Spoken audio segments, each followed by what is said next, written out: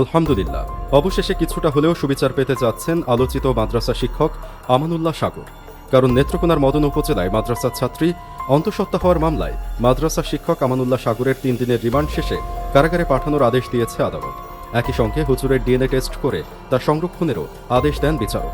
কিশোরী ধর্ষণ মামলায় গ্রেপ্তার হয়ে 1 মাস 2 দিন কারাভোগ করেন মসজিদের ইমাম। ভাঙচুর করা হয় তার বাড়িঘর, এমনকি হারাতে হয়েছে চাকরিও। ব্যক্তিগত, পারিবারিক ও সামাজিকভাবে চরম অপমানের মুখোমুখি হতে হয়েছে মজলুম এই ইমামকে। কারণ ডিএনএ পরীক্ষায় বের হয় ইমাম নয়, কিশোরীর গর্ভের সন্তানের বাবা তারই আপন বড় ভাই। এখন কি করবেন নির্দোষ এই ইমাম? 11 বছরের সেই ছোট্ট শিশুটাকে নিয়ে পুরো বাংলাদেশ তোলপাড় হয়ে যাচ্ছে। প্রথমে ধরা হয়েছিল যে হুজুরটা মাদ্রাসায় থাকাকালীন সময়ে 11 বছর বাচ্চাকে 4 থেকে 5 বার। এখন ঘটনা প্রকাশ পেল তার নানা আসলে। প্রিয় দর্শক, একজন ইমামকে তার স্ত্রীর সাথে অপকর্মের কারণে 1 মাস পূর্বেই তাকে রিমান্ড পর্যন্ত দেওয়া হয়েছিল এবং 3 মাস আগে তাকে গ্রেপ্তার করা হয়েছে। ভয়াবহ নির্মমতার শিকার হতে হয়েছে। আর সেই ইমাম এবার 3 মাস পর সে মুক্তি পেয়েছে। সে নির্দোষ।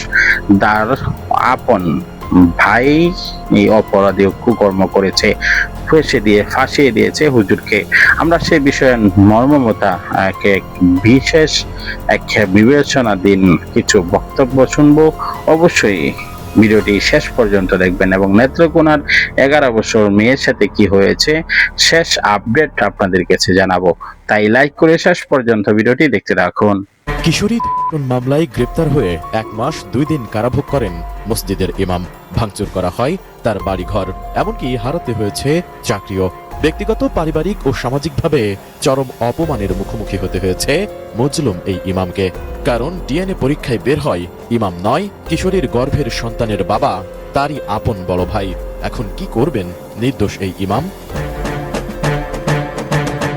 ঘটনাটি ফেনীর সীমান্তবর্তী উপজেলা পরশুরামের। 1 মাস আগে ওই ইমামকে ধর্ষক দাবি করে তার বাড়িঘর ভাঙচুর করে ক্ষুব্ধ এলাকাবাসী। কিন্তু দীর্ঘ আইনি প্রক্রিয়ার পর আদালত তাকে নির্দোষ হিসেবে মামলা থেকে অব্যাহতি দিয়েছেন।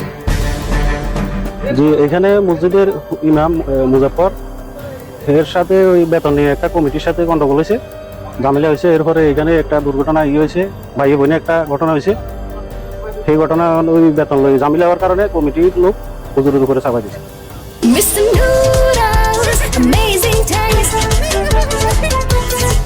চাপাই দিয়ে এরে হয়রানি করছে, জেল খাটাইছে, আরো অনেক কিছু। আমরা এটা বিচার চাই, সুস্থ বিচার চাই। 2024 সালের 24 নভেম্বর পরশুরামের ওই কিশোরীকে ধর্ষণের অভিযোগে তার মা স্থানীয় টেটরসর জামে মসজিদের ইমাম ও খতিব মুজাফফরের বিরুদ্ধে পরশুরাম মডেল থানায় মামলা করেন। এর 2 দিন পর ওই ইমামকে গ্রেপ্তার করা হয়। এরই মধ্যে সন্তান প্রসব করেছে স্থানীয় মক্তবে অধ্যয়নরত ওই শিক্ষার্থী। তাই সন্তানের পিতার পরিচয় নিশ্চিত করতে ডিএনএ পরীক্ষার উদ্যোগ নেন মামলার তদন্তকারী কর্মকর্তা। এটা নিয়ে তারা এর ভিতরে রাজনীতিক ঢুকাইলেছেন, নেতার করে ঢুকাইলেছেন। না কইলে তো কথা একটা, না কইলে আরেকটা আইয়ে না। তো এটারে কেন্দ্র করি, বেতনের কেন্দ্র করি নিয়ে আবার মাইয়ের লগে বাধা দিছে। বাধা দিবার পরে আর আন্দাজ আছে গ্রামে বাইকদাম না তারা উপরে লই গেছে, কই থানায় নিছে, কই পড়ে নিছে, কই আমরা চাই যে মাইয়াটা বদনামি উঠছে, মাইয়াটার আর হে ওলাগান জেলে আছে।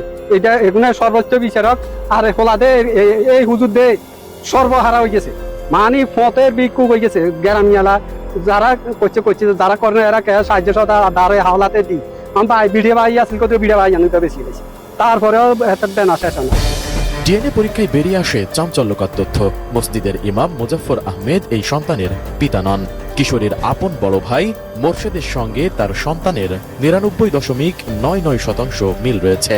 পরে কিশোরীকে ব্যাপক জিজ্ঞাসাবাদ করলে এক পর্যায়ে ওই কিশোরী তার আপন বড় ভাই মোরশেদ লাগাতার তাকে করেছে বলে স্বীকারোক্তি দেয়। এর প্রেক্ষিতে 2025 সালের 19 মে মেয়েটির বড় ভাই মোরশেদকে গ্রেপ্তার করে আদালতে পাঠায় পুলিশ। আপন বোনকে ধর্ষণের কথা স্বীকার করে 20 মে আদালতে 164 ধারায় জবানবন্দি প্রদান করেন মোরশেদ। যে আমার ঘটনা উৎপত্তি হচ্ছে, আপনারা দেখতেছেন আমার ডান পাশে হচ্ছে মসজিদ, উত্তর টেটেশ্বর জামে মসজিদ, এবং বাম পাশে হচ্ছে ওইটা হচ্ছে মক্তব। এই মক্তবকে কেন্দ্র করে ওই ভিকটিম মামলাটা করে আমি নাকি এই মক্তবের ভিতরে তাকে বারবার করি এবং কি তারপর সেই গর্ভবতী হয়ে যায়। এই মক্তবটাকে কেন্দ্র করে আমার নামে মিথ্যা মামলা সাজিয়ে। এদিকে দর্শন না করেও এ ধরনের একটি গর্হিত কাজে নিজের নাম জড়িয়ে সব দিক থেকে ক্ষতিগ্রস্ত করায় এর সঠিক বিচার ও ক্ষতিপূরণ চাইলেন মোজাফফর আহমেদ ও তার পরিবার। নারী নির্যাতন মিথ্যা মামলা দিয়ে ওনাকে 1 মাস 2 দিন পর্যন্ত জেল খাটাইছে। এর পিছনে আমি দৌড়াদৌড়ি করি, জেল থেকে ওনাকে জামিন করাতে যাই, ওই উকিলের দৌড়াদৌড়ি করতে করতে যাই, আমার জায়গা জমি অর্থ এবং গরু ছাগল যা আছে সব বিক্রি করি ওর পিছনে ফেলে দিছি। এখন আমি নিঃসহায় অবস্থায় আছি।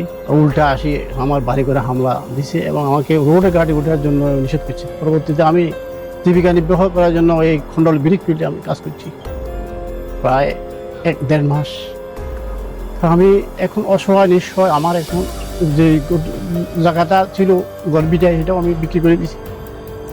আলহামদুলিল্লাহ, অবশেষে কিছুটা হলেও সুবিচার পেতে যাচ্ছেন আলোচিত মাদ্রাসা শিক্ষক আমানুল্লাহ সাগর।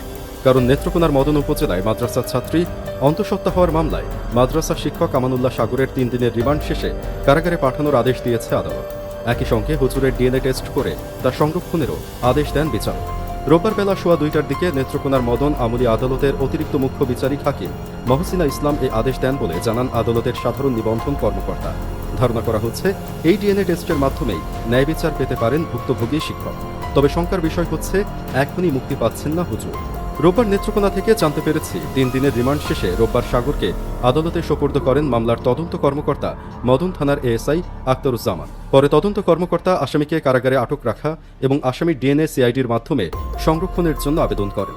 পরে শুনানি শেষে বিচারক তা মঞ্জুর করেন। তবে আসল কথা হচ্ছে শুধু হুজুরের ডিএনএ টেস্ট করা হলেও এখনও ওই মাদ্রাসা ছাত্রীর পেটে থাকা সন্তানের ডিএনএ টেস্ট করা সম্ভব হচ্ছে না। কারণ পেটে থাকা সন্তানের ডিএনএ টেস্ট না করার পেছনে কয়েকটি গুরুত্বপূর্ণ চিকিৎসাগত ও আইনগত কারণ রয়েছে। প্রথমত, গর্ভের শিশুর ডিএনএ পরীক্ষা করতে হলে সাধারণত মায়ের শরীর থেকে বিশেষ পদ্ধতিতে নমুনা নিতে হয়, যেমন অ্যামনিওসেন্টেসিস। এসব পদ্ধতিতে সামান্য হলেও গর্ভপাত, সংক্রমণ বা শিশুর ক্ষতির ঝুঁকি থাকে, তাই চিকিৎসকরা প্রয়োজন ছাড়া এগুলো করতে চান না। দ্বিতীয়ত, বাংলাদেশে বেশিরভাগ ক্ষেত্রে গর্ভকালীন ডিএনএ টেস্টের প্রযুক্তি ও ল্যাব সুবিধা সীমিত। উন্নত দেশগুলোতে নন ইনভাইসিভ প্যারেন্টাল প্যাটার্নিটি টেস্ট নামে মায়ের রক্ত থেকে নিরাপদভাবে শিশুর ডিএনএ বিশ্লেষণ করা যায়, কিন্তু বাংলাদেশে এটি এখনও খুব প্রচলিত বা সহজলভ্য নয়। অনেক সময় নমুনা বিদেশে পাঠাতে হয়, যা ব্যয়বহুল। তাই আদালত সিদ্ধান্ত নিয়েছে ওই ছাত্রীর বাচ্চা জন্ম নিলেই ডিএনএ টেস্ট করা হবে। ততদিন হুজুর আমানুল্লাহকে কারাগারেই থাকতে হবে। এ বিষয়টিকে অনেকেই অমানবিক এবং শিক্ষকের প্রতি অবিচারের শামিল মনে করছেন। ফেসবুকে শহীদুল নামে একজন লিখেছেন, যেহেতু দুজনেরই ডিএনএ টেস্ট এই মুহূর্তে সম্ভব হচ্ছে না, তাই মানবিক দিক বিবেচনায় হুজুরকে আপাতত জামিন দেওয়া উচিত। সম্পূর্ণ ভিডিওটি দেখলেন, বুঝতে পেরেছেন ভিডিওটি অত্যন্ত গুরুত্বপূর্ণ। আমরা ব্রেকিং নিউজ, আপডেট টপিক এবং সকল তাজা খবরগুলাই আপনাদের কাছে পৌঁছে থাকি। অবশ্যই নেত্রকোনার বিষয়টি নিয়ে আপনার মতামতটি জানাবেন। অযথা কাউকে হ্যারাসমেন্ট করা, অযথা কাউকে দোষারোপ করা এবং কাউকে অপবাদ দেওয়া আমরা কখনোই এগুলা দিব না। এগুলা থেকে আমরা সর্বদাই বিরত থাকবো। প্রিয় দর্শক, ভিডিওটি সর্বোচ্চ শেয়ার করে দিন। পরবর্তী ভিডিও পাওয়ার জন্য সাবস্ক্রাইব করে নিন।